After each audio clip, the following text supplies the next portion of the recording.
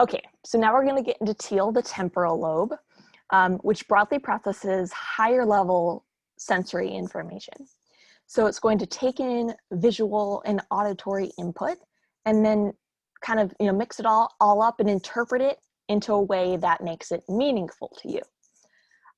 So since this is the part of the brain that I do most of my research on, I'm going to geek out a little bit about some more cool things. Don't worry about memorizing these details, but I think it's pretty neat. So there's parts of this temporal lobe that processes various visual categories.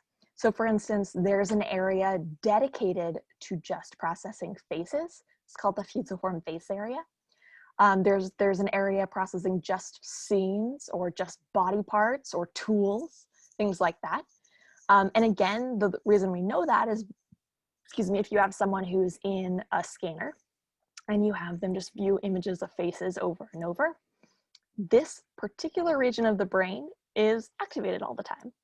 And it's pretty reliable across most individuals. Most individuals have this exact kind of, like give or take a few millimeters, but like this exact region that processes faces. So yeah, most of these kind of higher level visual categories where you can actually, categorize your objects into particular sections, these occur in the temporal lobe, at the bottom of the temporal lobe in particular, because on the top of the temporal lobe is where auditory stuff comes in. So this is where primary auditory cortex is. And if you kind of think about it, remember I showed you the brain diagram looking down at the bird's eye view of the brain. This is kind of where your ear is, if we were to think about what your head looks like around this brain. So it kind of makes sense that the ear is pretty close by to where this auditory cortex is in the temporal lobe. So auditory cortex is going to encode a variety of information, including like the frequency of the sound, so lower level things. But in addition, it's going to pass information to figure out higher level speech, things, or higher level auditory information like speech, phonemes, spoken words, things like pitch, recognizing music, things like that. So as a whole, temporal lobe is kind of involved in vision and audition, vision and hearing, and kind of figuring out what you're listening to or what you're looking at is happening in the temporal lobe. So remember how I mentioned how the parietal lobe has the where pathway of object identification? The temporal lobe has the what pathway. Is it a face or is it a leg? That's what the temporal lobe figures out. Now, there's another cool language area here. So kind of analogous to Broca's area, we have a section called Wernicke's area. So in addition, so before I get into Wernicke's area, actually one more thing to mention, you also have a word area called the visual word form area. And this deals with visually looking at words. It's kind of well named. So when you're reading things on a screen or whatnot, anytime you're visually seeing letters, this part of the brain activates. But in addition to visually seeing letters, you have things like Wernicke's area, which is involved in comprehension of these words and letters. So understanding what sentences actually mean and being able to produce coherent language is also in the temporal lobe.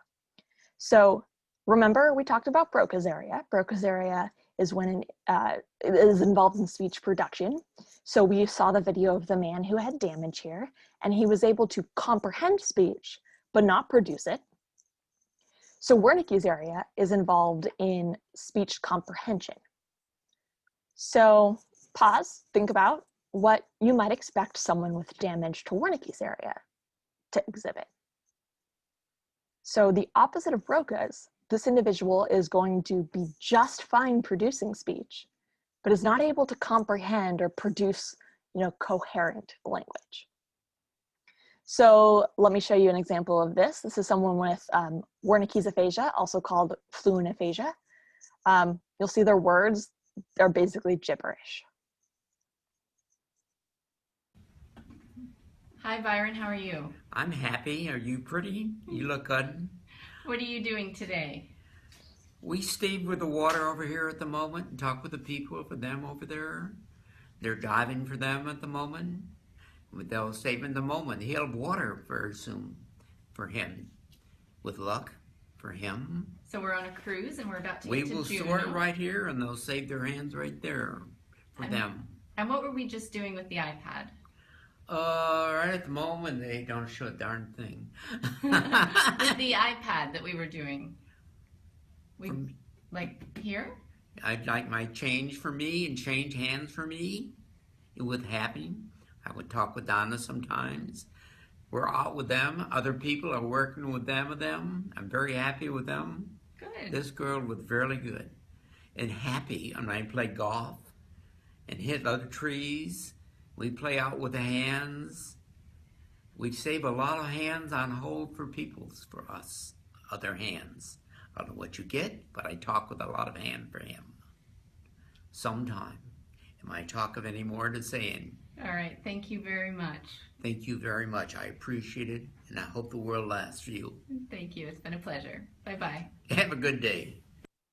Okay, so what you can see here is that this man has no problem producing sentences. So he can say words, he can string words together, and they don't make any sense. So they might make sense in his mind. He doesn't realize that he's producing gibberish. But to us, there's no coherent understanding meaning of what he's saying at all. So opposite of Broca's area, where we saw the man who could only say tono, this is a man who can say anything, it just doesn't make sense.